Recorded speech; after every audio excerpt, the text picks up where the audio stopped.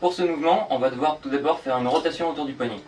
Donc on va partir comme ceci, on fait une rotation autour du poignet et on va se trouver donc en reverse. À ce moment-là, donc on va tout le temps monter donc dans ce sens, c'est-à-dire qu'on va faire tourner le côté dans ce sens-là. À ce moment-là, en fait, une fois qu'il est en bas, on va le monter de l'autre côté. Donc comme un 8 en fait normal, sauf qu'ici on est en reverse, donc il est un tout petit peu plus dur à exécuter.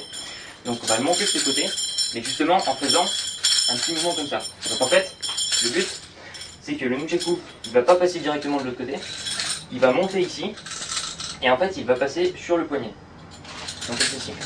Le nunchaku va passer sur le poignet, et au moment où il est sur le poignet, pour pas qu'il s'enroule justement, eh bien en fait, on va changer la main de sens, et du coup il va se dérouler de l'autre côté.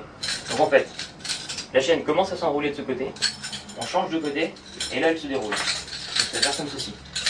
On commence à s'enrouler, on change le poignet de côté, et du coup elle se déroule. Ça donne ça. Voilà.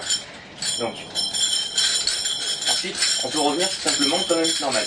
Donc c'est-à-dire que on fait ça, et une fois qu'on est de ce côté, quand le nunchaku est en bas, là on revient tout bêtement de ce côté. Donc on fait monter un peu, et on fait descendre de ce côté. Ce mouvement tel que je viens de vous l'apprendre est un 8 en reverse normal. Donc maintenant il y a la version avancée, donc je vais vous montrer tout de suite la différence entre les deux. Donc le 8 en reverse normal, donc on fait comme ceci. Et en avancé on fait comme ceci. Voilà. Donc en fait, on commence exactement pareil, c'est-à-dire qu'on monte, on enroule la chaîne et on vient ici. Donc une fois que le nunchaku est de ce côté, on va rajouter un mouvement, c'est-à-dire qu'on va le suivre comme ceci. Donc on vient ici, et ici, on le suit.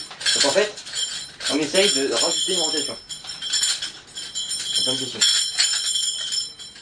Donc en fait, le poignet fait un mouvement comme ceci. Donc normalement c'est assez intuitif, on essaye de suivre le mouvement que fait le nunchaku sans pour autant perdre le contrôle. Donc voici une décomposition du mouvement en complet. Donc on commence par faire une rotation autour du poignet. Une fois qu'on est en reverse, on va commencer à enrouler la chaîne. On passe de l'autre côté. Ici, on fait le petit mouvement. Et on revient ici. Ensuite on continue. Donc on enroule, on fait le petit mouvement, on enroule, on fait le petit mouvement.